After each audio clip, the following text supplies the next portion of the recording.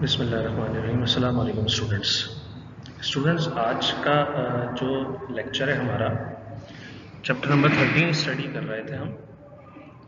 और chapter number 13 में जो आज का हमारा टॉपिक है ये बहुत इम्पॉर्टेंट है, कॉन्सेप्चुअल भी है और एग्जामिनेशन पॉइंट ऑफ व्यू से भी इम्पॉर्टेंट है।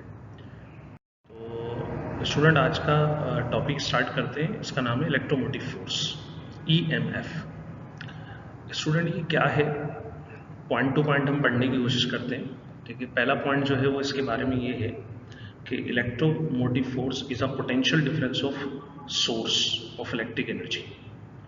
जो इलेक्ट्रिक एनर्जी हमें प्रोवाइड करती है, जो भी सोर्स होती है, ठीक है, उसका ये पोटेंशियल होता है। अब अगर ये पोटेंशियल है तो इसका नाम EMF क्यों है? और अगर ये पोटेंशियल डिफरेंस है तो जो हमने पहले एक पोटेंशियल डिफरेंस पढ़ा था चैप्टर 12 में, तो क्या ये वो नहीं है? तो स्टूडेंट, थोड़ा सा जो कॉन्सेप्ट है उसमें थोड़ा सा चेंज है। मैं समझाने की कोशिश करूंगा आपको कि इलेक्ट्रोमोटिव फोर्स कौन सा पोटेंशियल है, जो हमने अभी एक लाइन में समझा, ठीक है, और जो हमने पहले पोटेंशियल पढ़ा था उस पोटेंशियल में और इसमें क्या फ़र्क है। When we have studied potential difference chapter number 12, we have studied, हम इसको स्टडी कर चुके हैं, ठीक है। Now what is the difference between EMF and potential difference? तो वही बात जो मैंने अभी कही स्टूडेंट्स, कि अगर हम पोटेंशियल डिफरेंस जो है वो चैप्टर 12 में पढ़ चुके हैं, तो इसमें और EMF में फिर फ़र्क क्या है? Actually we have studied potential difference of load. अब ये बात समझ लें स्टूडेंट, जो हमने पहले पोटेंशियल पढ़ा था वो था लोड का पोटेंशियल, ठीक है। मतलब हमने जो पोटेंशियल डिफरेंस पढ़ा था वो किसका था? लोड। लोड क्या होता है? इलेक्ट्रिक टर्म में लोड हम बोलते हैं जो भी इलेक्ट्रिक अप्लायंसेस इलेक्ट्रिक एनर्जी की सोर्स से रन करती हैं, वो सब लोड कहलाते हैं। मसलन हमारे घर में लगी हुई मोटर या कहीं पर भी मोटर जो इलेक्ट्रिक एनर्जी से चल रही है, LED, कंप्यूटर, एनर्जी सेवर्स वगैरह, ठीक है, लैपटॉप वगैरह, मोबाइल्स, ये जितनी भी चीज़ें जो इलेक्ट्रिक अप्लायंसेज हैं, ये इलेक्ट्रिक टर्म में क्या कहलाती हैं? लोड कहलाती हैं, ठीक है। और फिर एक वर्ड हमने यूज़ करा सोर्स का, जो ये पहली लाइन में करा। सोर्स क्या होती है? सोर्स वो होती है जो इलेक्ट्रिक एनर्जी प्रोवाइड करती है। इसमें क्या क्या आ जाता है? इसमें आपका बैटरी आ जाएगी, ठीक है, जनरेटर आ जाएगा, इसी तरह सोलर पैनल वगैरह आ जाएंगे, विंड मिल्स आ जाएंगी,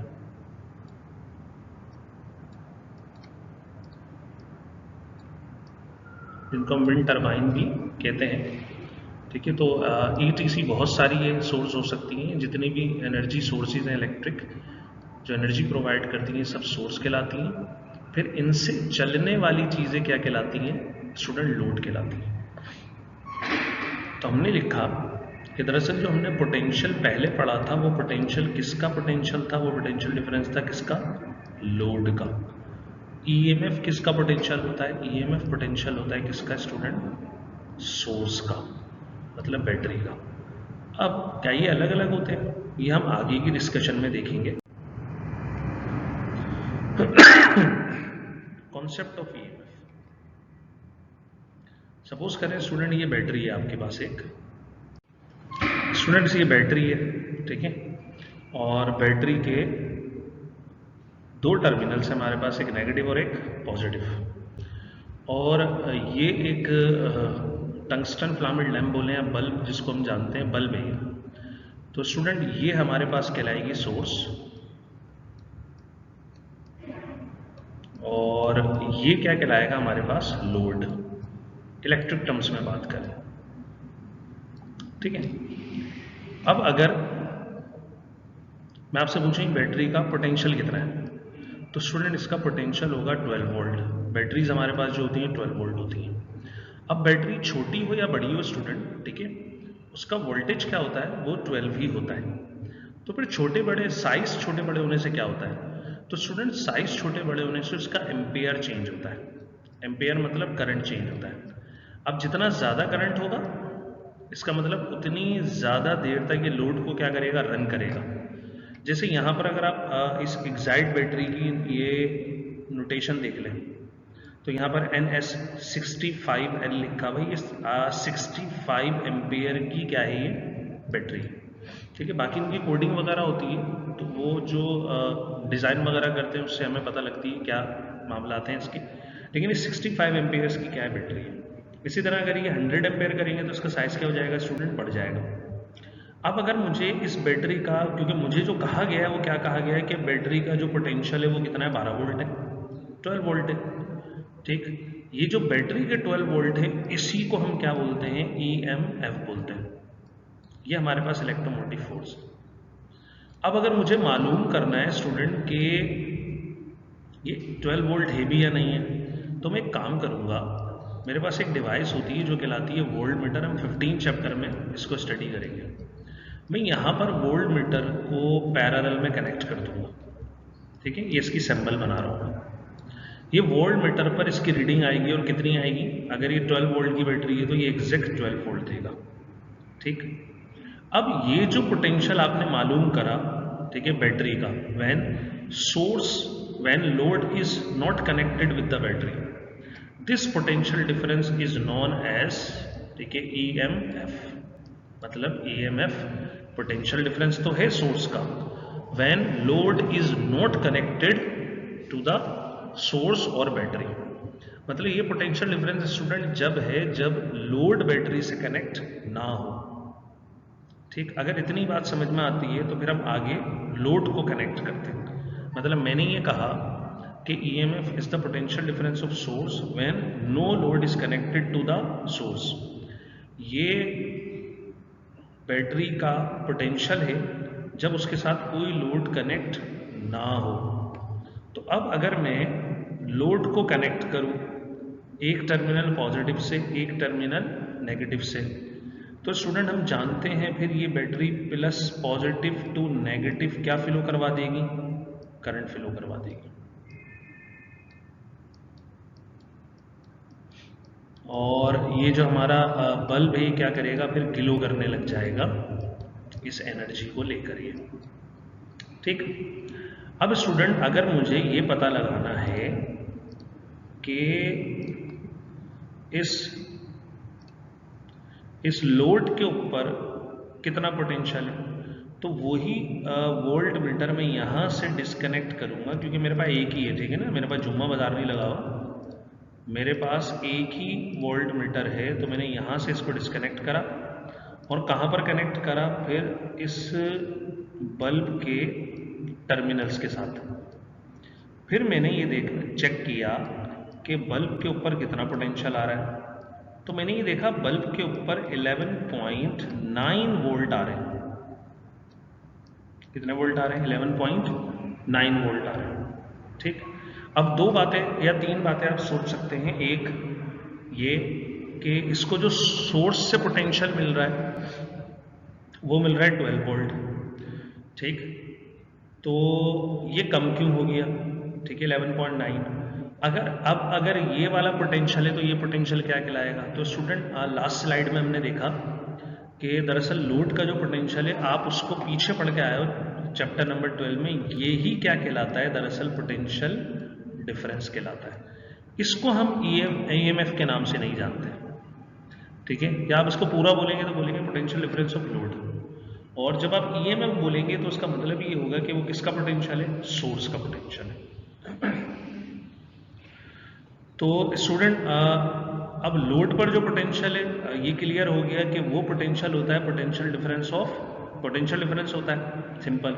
लेकिन जो सोर्स का पोटेंशियल होता है उसको हम किस नाम से जानते हैं, लोड। और अगर मालूम करना हो तो कैसे करेंगे, आप लोड को कनेक्ट किए बगैर, ठीक है। जैसे मिसाल के तौर पे आपके घर में जनरेटर है, ठीक है, जनरेटर अभी ऑन कंडीशन में, और यहाँ इसका सॉकेट है जहाँ से आप प्लग इन करके इलेक्ट्रिसिटी लेते हो और घर में दे देते हो ये तार, ठीक है।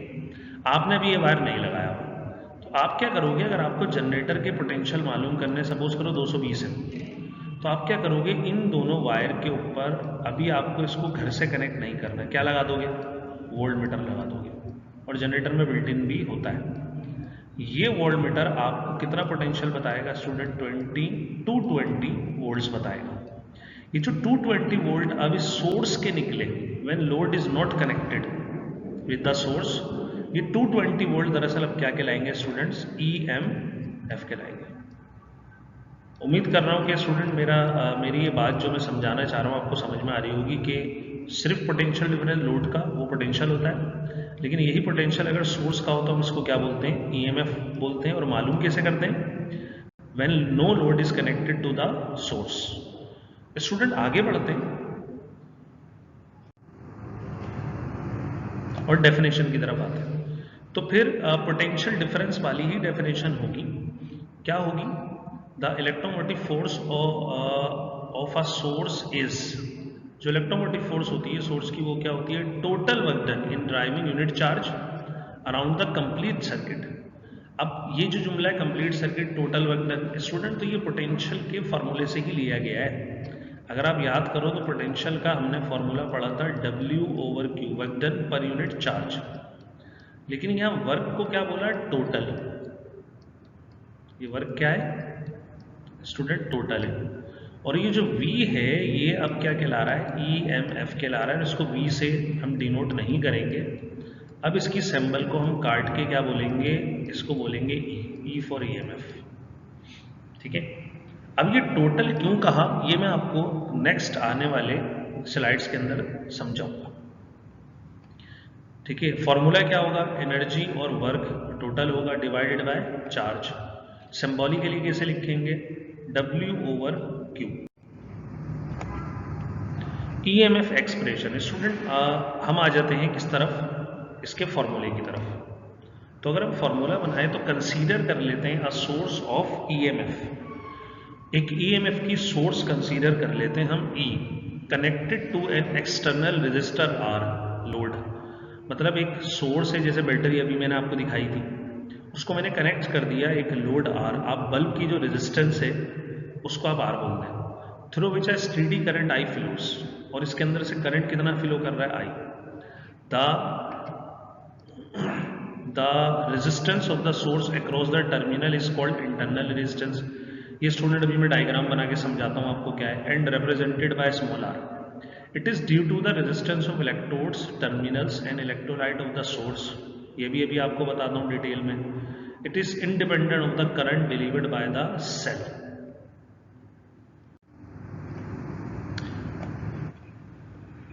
स्टूडेंट्स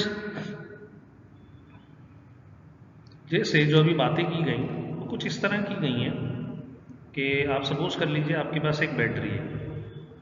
अब जो बैटरी होती है हमारे पास, जैसे हमने अभी बनाई थी एक्साइट की बैटरी, तो अगर आपने बैटरी देखी हो, एक प्लस टर्मिनल होता है, एक माइनस टर्मिनल होता है, और इसके अंदर कुछ सेल्स होते हैं। कुछ कितने होते हैं, 6 होते हैं, 1 2 3 4 5 6 कर लेते हैं, 6 सेल होते हैं, ठीक है।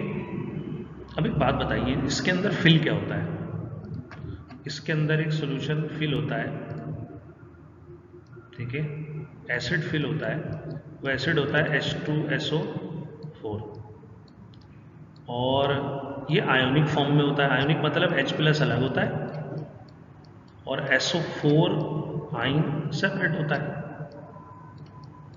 तो ये अपने रिस्पेक्टिव इलेक्ट्रोड की तरफ क्या करते हैं, मूव करते हैं। जैसे अगर ये बैटरी है, ये आपका पॉजिटिव और नेगेटिव टर्मिनल है, तो फिर आपका जो H+ आयन होगा वो कहाँ मूव करेगा, वो नेगेटिव की तरफ मूव करेगा। और SO4 जो आयन होगा वो कहाँ करेगा, पॉजिटिव की तरफ। अच्छा, SO4 को डिस्कस कर लेते हैं। इसके ऊपर 2 इलेक्ट्रॉन मौजूद है एक्स्ट्रा। जब ये पॉजिटिव की तरफ जाएगा तो अपने इलेक्ट्रॉन इस पॉजिटिव टर्मिनल को दे देगा, यही करंट जनरेट करेंगे, और ये करंट एक्सटर्नल सर्किट में क्या करेगा, फ्लो। अब एक बात बताइए, ये बैटरी किस किस चीज़ से बनी है। यहाँ पर प्लेट्स लगी हुई हैं बीच में, इन प्लेट्स को हम क्या बोलते हैं स्टूडेंट, इलेक्ट्रोड। और जो सोल्यूशन अंदर फिल है उसको क्या बोलते हैं, इलेक्ट्रोलाइट बोलते हैं। अब एक बात बताइए, क्या ये आयन अंदर फिलो करेंगे, नहीं करेंगे, बिल्कुल करेंगे। अगर अंदर मूव करते हुए कोई रेजिस्टेंस आती है, रुकावट आती है, तो वो क्या कहलाती है, इंटरनल रेजिस्टेंस कहलाती है, जिसको हम किससे शो कर रहे हैं, स्मॉल r से, ठीक। अब अगर इस बैटरी के साथ अब मैं अगर डायग्राम बनाऊं,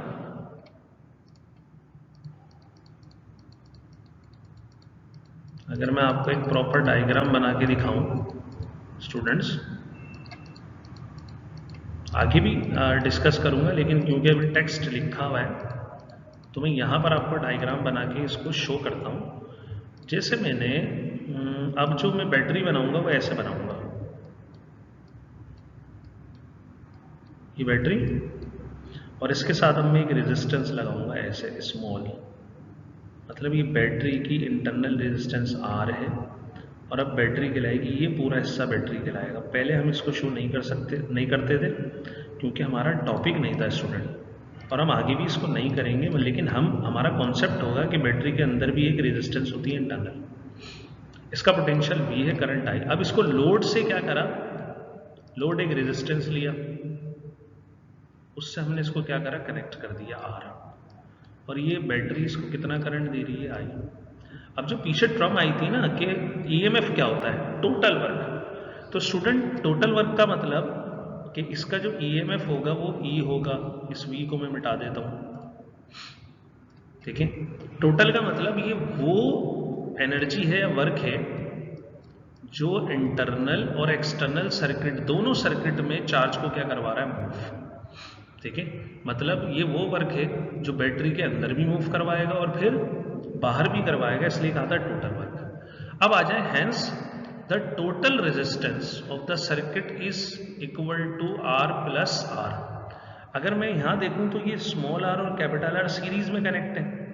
अगर ये सीरीज में कनेक्ट है तो टोटल रेजिस्टेंस क्या होगी, इनको ऐड कर लेंगे, as the resistance are connected in series, ये बताया इन्होंने। एज EMF of the source E hence by Ohm's law, अगर हम ओम्स लॉ अप्लाई करें, ये डायग्राम में भी आप इस चीज को समझ लें, फिर ओम्स लॉ से इसकी क्या करेंगे हम, ठीक है, एक्सप्रेशन मालूम करेंगे। डायग्राम में स्टूडेंट वही बात करी है इन्होंने, ठीक है ना, एक बैटरी है, उसका EMF E है, और एक पॉजिटिव टर्मिनल, एक नेगेटिव टर्मिनल, उसके अंदर इंटरनल रेजिस्टेंस क्या लगी हुई है स्टूडेंट, R, ठीक है। करंट फ्लो होता है फ्रॉम पॉजिटिव टू नेगेटिव, ठीक है, एक्सटर्नल सर्किट में रेजिस्टेंस कैपिटल R, ठीक। ये मैंने अभी आपको बनाकर भी दिखाया। तो अगर हम ओम्स लॉ अप्लाई करें स्टूडेंट, तो EMF बराबर होगी करंट मल्टीप्लाई, ओम्स लॉ होता है V इक्वल टू IR। अब मैंने V को लिखा है EMF, पोटेंशियल को लिखा है EMF, करंट I है, और रेजिस्टेंस टोटल मैंने टोटल रेजिस्टेंस लिख दी। अगर इनकी वैल्यू पुट की जाए तो EMF की जगह E, करंट की जगह I, और टोटल रेजिस्टेंस कितनी थी स्टूडेंट, वो थी हमारे पास R प्लस R। अगर मैं I मल्टीप्लाई कर दूं तो IR प्लस IR होगा, और IR, ये वाला IR मेरे पास V होता है, तो मैंने इसकी जगह V लिखा, और ये V कौन सा पोटेंशियल है, लोड का पोटेंशियल है, ठीक है। अब अगर ये लोड का पोटेंशियल है IR, क्योंकि जब भी करंट, ठीक है, लोड की रेजिस्टेंस से मल्टीप्लाई होगी तो क्या बनेगा, पोटेंशियल जनरेट हो जाएगा। अब अगर एक्सटर्नल रेजिस्टेंस से करंट मल्टीप्लाई हुआ तो एक्सटर्नल या लोड का पोटेंशियल जनरेट हुआ। अगर हम इस IR को देखें तो ये भी एक पोटेंशियल होगा, फिर ये कौन सा पोटेंशियल होना चाहिए, इसको देख लेते हैं अब। This expression gives the formula of EMF where V is the potential of load, यही बात बताई अभी, and IR is also the potential and is known as potential drop. ये पोटेंशियल ड्रॉप कहाँ होगा स्टूडेंट, इसको देख लेते हैं हम। अब बैटरी, हमने ये बात की जो पहले की थी, battery is made up of some electrolyte and electrodes for production of EMF, and hence when this current flows the battery it encounters some resistance by the electrolyte present between its two electrodes. This resistance is known as internal resistance। Student ये लिख कर दिखाया है, ये पहले मैंने आपको समझा दिया कि जब अंदर बैटरी के, ठीक है, इलेक्ट्रोड के बीच में आयंस मूव करते हैं तो वो एनकाउंटर करते हैं कुछ रेजिस्टेंस, वो क्या कहलाती है, इंटरनल रेजिस्टेंस, ठीक। अब इस इंटरनल रेजिस्टेंस की वजह से जो अंदर पोटेंशियल पैदा होता है वो कहलाता है IR, और ये पोटेंशियल ड्रॉप होता है, ठीक। This potential generates due to internal resistance is known as potential drop.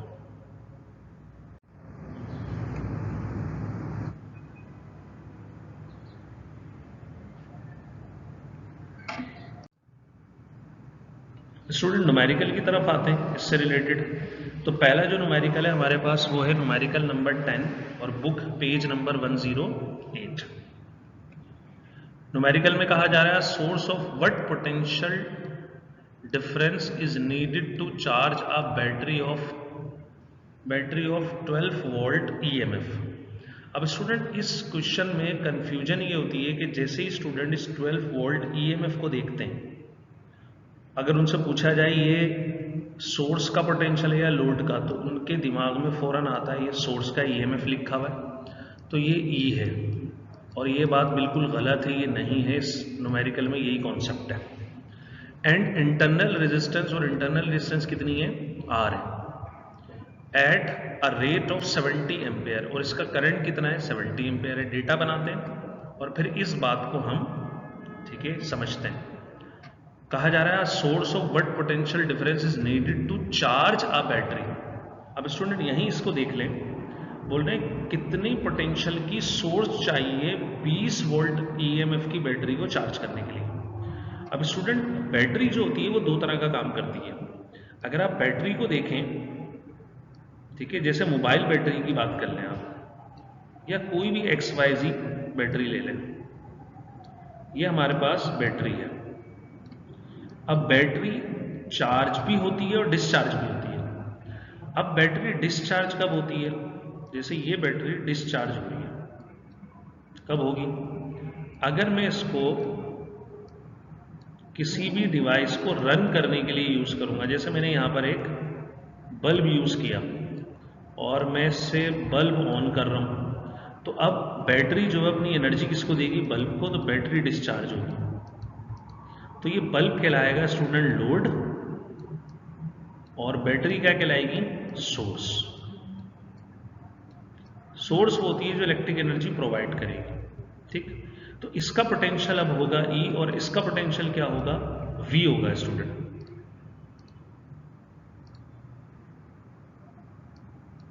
लेकिन अगर बैटरी को हम घर में एक चार्जर से, सॉकेट में हमने चार्जर प्लग इन करा